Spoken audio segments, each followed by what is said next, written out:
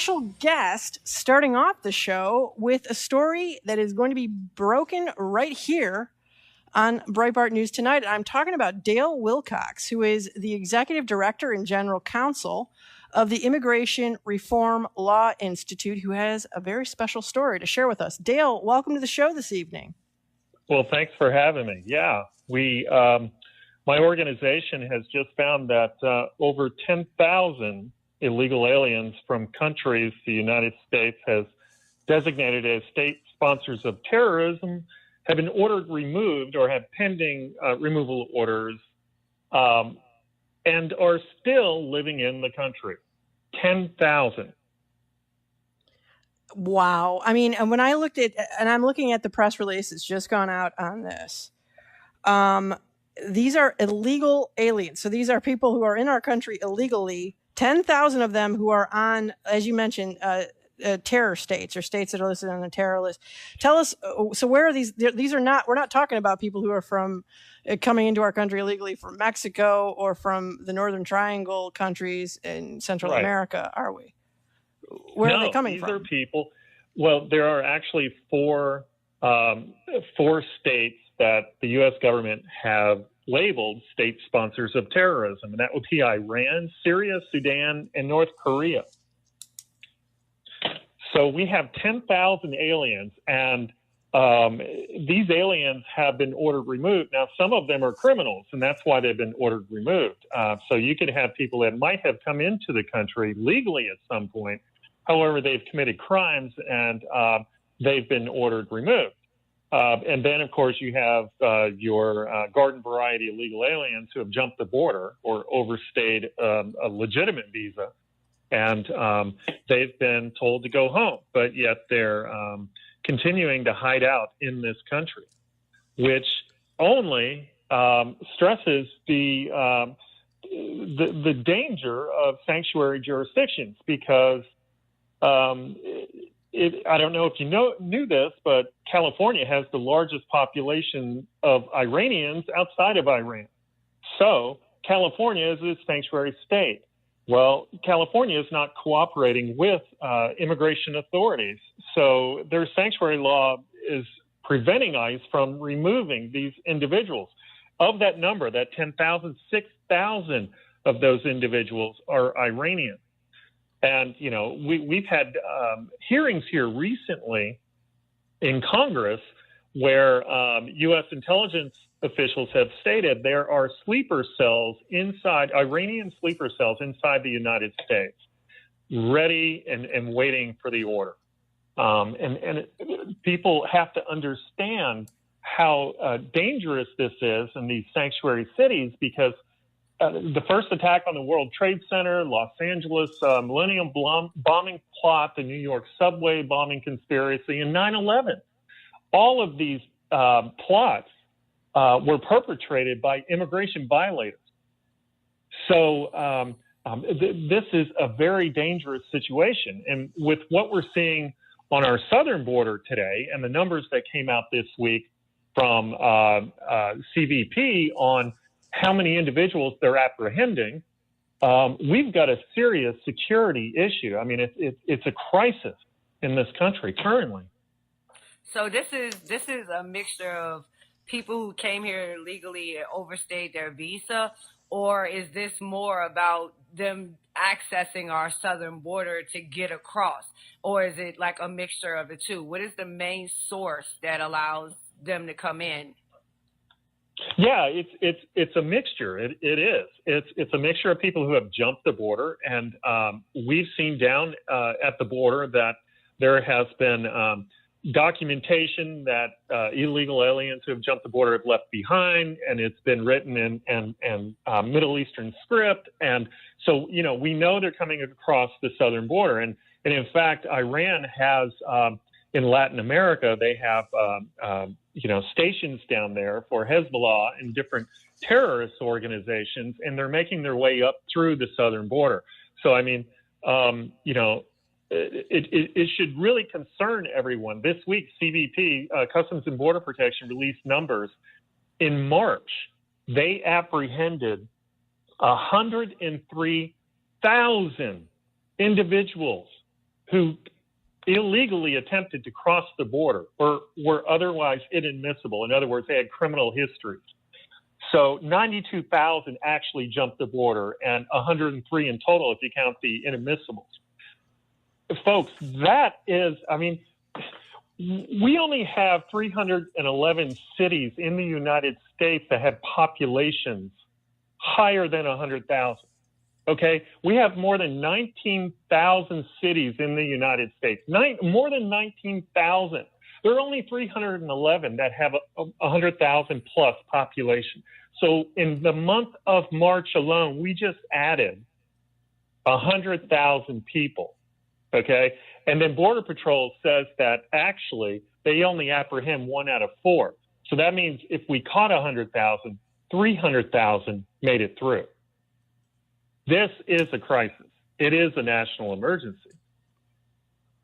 Now, as you mentioned, okay, as Sonny just asked, like whether the people that are here, these illegal aliens who are from terror states, the states that are listed on our terror watch list or whatever,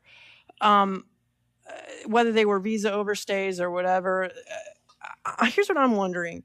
Eventually, word's going to have to get out that our southern border is completely open. And all you have to do to get across is just claim credible fear. How long is it going to take before people who are from countries all over the place decide that I can just wander across and, you know, and hide within these caravans? I mean, we already know that people from like 50 various nations have crossed over our border. I believe just in 1 month, last month alone, somebody on our show just the other night explained to us. How long before all sorts of terror groups are used the caravans for cover? Well, I'm afraid that's already happening. The word has gotten out long ago, and they are coming across. And you're right. CBP has said that it's not just Latin American nationals coming across, Central American, people from the Northern Triangle, people from all over the world. They have found, documentation left behind in Chinese and like I said, Middle Eastern script. They know, and they're here, and they're coming across. So we not only have a humanitarian crisis, but we have a national security crisis on our southern border right now. And so they told us that they have open investigations in all 50 states, counterterrorism investigations. The FBI has in all 50 states. And then so when I first heard this, the immediate thing that I thought about was the Iranian Revolutionary Guard being labeled as a terrorist organization. And how much does that designation, while we are looking overseas and what's happening in Syria and in that part of the world, how much of that designation might actually have more to do with their infiltration here in America? Well, I mean, certainly it's going to cripple their operation, or I hope it's going to help cripple their operation. And and props out to the Trump administration. It's the first time the U.S. government has actually labeled an arm of another government a foreign terrorist organization. And, you know, essentially what this does is it prohibits any American or anyone under the jurisdiction of America from providing any material support. So, you know, you're prohibited from engaging in financial services with them, lodging, training, any kind of expert advice and transportation. And it makes these individuals inadmissible to the United States. So if they try to get anyone in the Iranian the Iranian Revolutionary Guard tries to enter the country, they'll be prohibited. If anybody's here who's in the Iranian Revolutionary Guard, they'll be removed. They're removable from the country. So, I mean, it certainly opens up a host of sanctions, and it clamps down on them, and is trying to clamp down on their financing.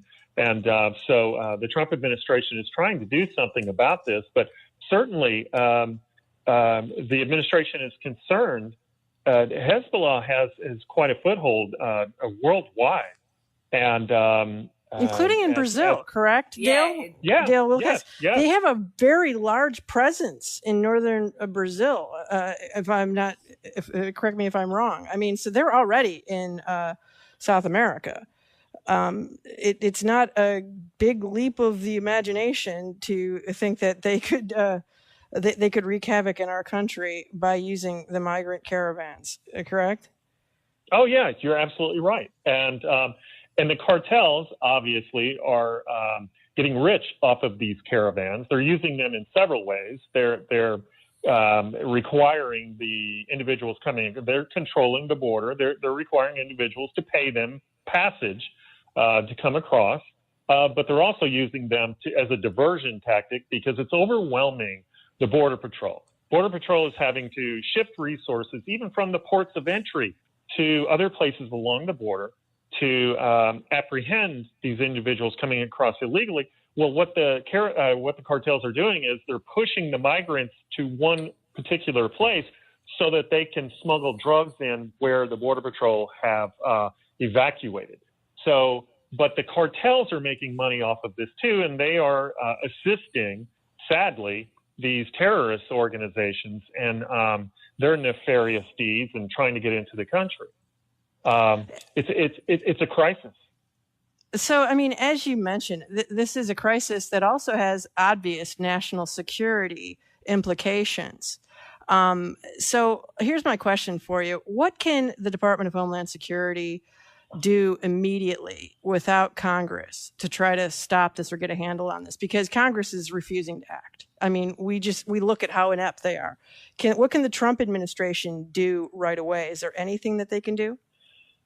Well, there are two different things going on here. We have the 10,000 illegal aliens who have already been ordered by an immigration court out of the country, but they're still here. So, that's ICE's responsibility, Immigration and Customs Enforcement. They operate in the interior. They are the ones who go around and try to apprehend people who have been ordered out of the country. First of all, we need strong leadership. And as you've seen this week, the president has removed the acting director of ICE, and we need a strong leader in there. Personally, I'd love to see Tom Homan come back, but I think he's has plans for retirement and has served this country 30 plus years and has been in there a long time. But we need a strong leader in there. They need strong leadership, but they need more resources. Obviously, Congress won't act. Congress is sadly in a stalemate. This has become a partisan issue, and it should not be. And I was glad to see Jay Johnson on Fox News today saying this should not be a partisan issue. I mean, he was Obama's DHS secretary. He says there is a crisis at the border. Congress needs to get off its tail and do something. We're doing everything we can in the courts, and Trump is doing everything he can to crack down on sanctuary cities and take away their funding. And we're fighting those battles still in court today. But as far as CBP goes, the border itself, Trump is doing what he can on the wall. We have to have the wall, folks. We have to have that barrier. That would relieve pressure off of CBP. That's actually moving forward. That's a good thing. Yeah. Now let's look at. I'm sorry, I didn't mean to interrupt you there. No, that's okay. But so in terms of what Trump should be focusing on before 2020, also, do you think that he should refocus on legal immigration reforms, like maybe reintroducing the RAISE Act, or maybe should he try to add more countries to the travel ban list to try to get a handle on this particular issue with the illegal immigrants coming in from these terror states? Yeah, well, he is. They do have a process for determining what countries are at risk. So that is out there, and they have been doing that. He has introduced proposed regulations that could help. Like, you've heard of this Flores settlement agreement that is causing individuals to, that's been a big part of this surge. Is the word has gotten out in South America. If you grab a kid, and the cartel's been supplying people with children to be able to make it across. I mean, they're recycling these kids and using them again and again sometimes. But The word's gotten out. If you have a kid with you under U.S. law, because of the Flores Agreement, you have to be released in 20 days. They're released into the interior. We put them on a bus and just send them off into the interior, never to be heard from again. They don't show up at the, very small percentage actually show up at their asylum hearing to determine whether, in fact, they do have a credible fear. Do you think that the administration should just ignore the Flores settlement and just hold families together, or continue the remain in Mexico policy, try to continue to push for that? Or what do you think they should do to get around it? Because that's the big question. Actually, part of the Flores settlement agreement actually had a provision in it that DHS could issue regulations setting out procedures for holding people longer than the 20 days that the court ordered. So DHS has actually proposed regulations, and those are making their way through the system right now, and they should be issued at any time. We're expecting them to drop. So once that drops, that's going to clamp down on the catch and release. If I say, no, go ahead. I'm sorry. Go. Oh, well, I was going to say the other thing we need, though, if we're not going to be catching and releasing, we need detention space. So the Trump administration needs to get serious about looking at maybe using military bases or whatnot, and working with FEMA. And we have all this temporary these tents and housing and whatnot. We need to be able to accommodate the thousands of people that we're going to have to process through, asylum, credible fear hearings, and whatnot. As well as the hundreds of judges we're going to have to send down there to adjudicate these claims quickly, right? So this is a massive mobilization, right? I'm sorry, Sonny, go for it. If you take everything that was just mentioned as solutions for this problem, and you see how vast the problem is, how many different solutions we have to cover each different aspect of it. So those illegally coming across the border, those who are seeking asylum, those who overstay their visas, there has to be a different solution for every single angle within this equation. And that makes me think about it when we say that there is a crisis at the border. Is it really understandable that's where the actual physical crisis is? But this is more about the crisis that is in our Congress and their inability to actually even attempt to really solve these problems. It's not even to mention the dreamers, not even to mention the Iranian terror cells. It is so much. How can we expect this Congress that has become so feckless and spineless to actually solve this problem? And if we can't count on Congress to actually come up with a solution to this problem, it scares me that we're going to keep pushing it back to the executive branch, and the executive branch is just going to get more and more powerful with every single push. Yeah, it's shameful. Congress is not doing its job. And sadly, immigration has become a partisan issue. If you looked at this 20 years ago, it was not like this. Democrats voted for the Secure Fence Act in 2006. Look back at President Clinton's statements in his State of the Union using the term illegal alien and how it's a problem. And California was, being overtaken, and it was harming Americans, taking jobs. It was, it's a national security threat, on and on. Sadly, the Democrats have discovered that they're looking for voters. Basically, we can't win elections, any other way but increasing the voter pool.